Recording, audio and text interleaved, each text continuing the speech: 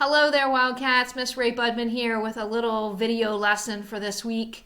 One of the topics we want to make sure that you get an opportunity to learn about, even though we're doing online learning, is about plagiarism and writing responses. If you were in the classroom at Mechanicsburg Middle School, this is something that would be really important in all of your classes in 6th, 7th, and 8th grade. And your ELA teachers, your reading teachers, your social studies teachers, even science teachers would all be working on you to teach you these basic skills. And we want to make sure that even though we're not in the classroom and you're not there with your peers and your traditional teachers, that we step in and make sure that we're providing that information to you so that when we go back to school, you'll be prepared to integrate right in with the rest of the other students in your classes. So I have 4 best practices that I want to just quickly review with you to make sure that you know how to go about writing a response and sourcing it so that we avoid the issues of plagiarism in all of your classes, social studies included. Obviously, sometimes pictures do have to have a source. It really depends on what the topic is. But anytime you're taking something and using it without giving a source is really plagiarism. And so that's something that we want to talk about. So here's the definition of plagiarism. It's obviously the copying of something and not crediting it. So for example, this was an answer that was submitted to one of the assignments from last week, as was this. And both of those are examples of plagiarism. You'll notice that both of these answers that were turned in, neither of them have quotation marks. None of them have a source with them. So they both are examples of what plagiarism is. It's when you copy something and you turn it in as your own response. So my job and all of your teachers' jobs is to teach you the skills to avoid doing this, because in middle school, it's really just basic, sourcing. But by the time you get to high school, and some of you, that's next year, the expectations of high school teachers are more extensive. And then obviously, if you're planning on going to college, this can be a really important thing. So I have 4 best practices for you. Best practice number 1 is the easiest one: quotation marks and a source. So I quoted, committing plagiarism can have devastating effects on your education or career. It's a quote. I've put quotation marks. I've given you the source. Obviously, it's not an official source like you would have in a bibliography or in a certain MLA or APA style. At middle school and in social studies, we don't quite get into that. You may do that some in your ELA classes, but for our purposes, you can just put the URL link, and that is at least providing a source unless you're asked to do something more than that. So here's 2 easy examples of how you could answer something and not plagiarize. You put quotations and you provide a source. So the best practice number 1 is pretty simple. Best practice number 2 is connecting the quotes to your writing. So you want to take a quote. It should never be more than about 25 words. So you want to try to avoid anything that's more than 2 to 3 lines. And one of the ways to not plagiarize is to connect your quote to your own explanation. So here's an example. So someone turned this in as an answer. It's 3 sentences long, so it's more than 25 words. There's no quotation marks and there's no source. Instead, what they could have done, and what would have not been plagiarism and would have been a better answer, is you take part of that quote and you connect it to your own. So you'll notice that the first part of the sentence is written by the author, me, and then I connect it with quotation marks to a part of the quote. And then I write some more and I use little small snippets from the original source, but I connect it to my own thoughts and my own ideas and my own details, and then I sourced it. That's another easy way to take something and use pieces of it and connect it to your own writing so it's not plagiarism.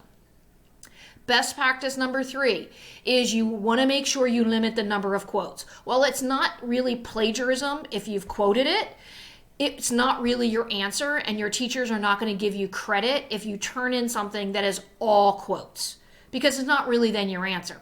So someone, for example, turned this in as a response. Now, technically, is it plagiarized? No, because there's quotations and there's a source. But there is nothing in the whole first or second paragraph that was actually written by the student. It's all quotations. So this may not be a plagiarized answer, but your teacher would probably reassign it and say, how about you answer the question? Because it's not really saying whether or not you understand what the question is and how to answer it. It's basically you just turning in someone else's answer. So you want to be careful to limit the number of quotes. If you want it to be your answer, you need to connect your quote to something that is of your own idea. And best practice number 4 is rephrasing. So rephrasing is a little more challenging sometimes than just putting quotation marks. One of the things that's really important to remember is it is still plagiarizing if you change a word or 2 or even 3 or 4 in a sentence. If you just go through and change a couple words, that's still plagiarism. Rephrasing is when you read something and you think, all right, this looks like a pretty good answer. This was an answer that was turned in 6th grade to one of the short answer questions on the unit test. It's plagiarized. I mean, they did quotation marks. I put quotation marks in. They didn't give a source, but still, you could read this and say, hey, you know what? Okay, I think that could make sense for an answer. So how do you rephrase it? Here would be an example of how you rephrase it. There's no quotation marks in it, and I don't need to put quotation marks, and I don't even need a source for it because I'm not quoting anything from the original source. But I've taken the idea of the original source and I have rephrased it so that it now reads as my answer. Now, it would be great if you put the source there too, because if you don't do that at higher levels of education, that would be an issue. But for our purposes, at least here you've taken it and made it into your own answer. And you'll notice that I added my own voice to it. I talked about my friend who has Italian grandparents as part of the answer. So these are just some best practices. We know you're not going to be perfect at it. We don't expect you to be perfect at it. We want to teach you. That's why we're reassigning them. That's why we're not giving you credit for things that you plagiarize and waiting. You should be responding back and saying, can I redo this? How do I redo it? We understand it's a process, and we want that to be a teachable time for you. So just a few reminders. When you're doing Odysseyware lesson assignments and quizzes and tests, you don't really need to spend any time going to look for the answer. You're kind of wasting your time searching around the internet looking for an answer. First of all, because most of the ones that you find on many of the sites aren't even correct answers anyway. But also because the time you just took in finding it and then submitting it as your own, then you get 0 credit for it because it was plagiarized. All the answers are in Odysseyware. When you can't find the answer, you need to just hit the little ask for help button. And then that allows us to know, okay, how can we help point you toward where you'll find the answer in Odysseyware.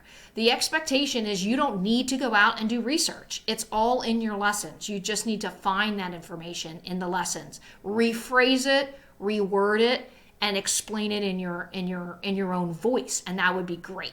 Now, your projects, many of the projects you do need outside research for, and you should use quotation marks, and you should provide some sources, especially if that's a requirement for the project. But most of the time, you aren't going to need to do outside research.